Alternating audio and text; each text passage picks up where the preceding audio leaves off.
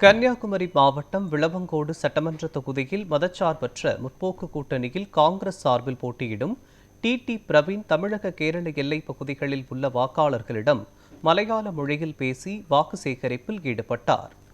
கன்னியாகுமரி மாவட்டம் விளவங்கோடு சட்டமன்ற தொகுதியில் கூட்டணியில் காங்கிரஸ் சார்பில் வேட்பாளர் டி பிரவீன் போட்டியிடுகிறார். இவர் தொகுதிக்குட்பட்ட தமிழக கேரள எல்லைப் பகுதிகளில் தீவிர வாக்கு சேகரிப்பில் ஈடுபட்டு வருகிறார். அவருக்கு செல்லும் இடமெல்லாம் மக்கள் உற்சாக வரவேற்பு அளித்து வருகின்றனர். எல்லைப்புற பகுதிகளில் செல்லும் போது தமிழில் பேச வேண்டுமா, மலையாளத்தில் பேச வேண்டுமா என வாக்காளர்களிடம் கேட்டு அவர்கள் விரும்பும் மொழியில் பேசி வாக்குகளை சேகரித்து வருகிறார். அந்த வகையில் வாக்காளர்களிடம் தமிழ் மற்றும் மலையாள மொழிகளில் பேசி வேட்பாளர் டி பிரவீன் வாக்கு சேகரித்த வீடியோ தற்போது வைரலாகி வருகிறது.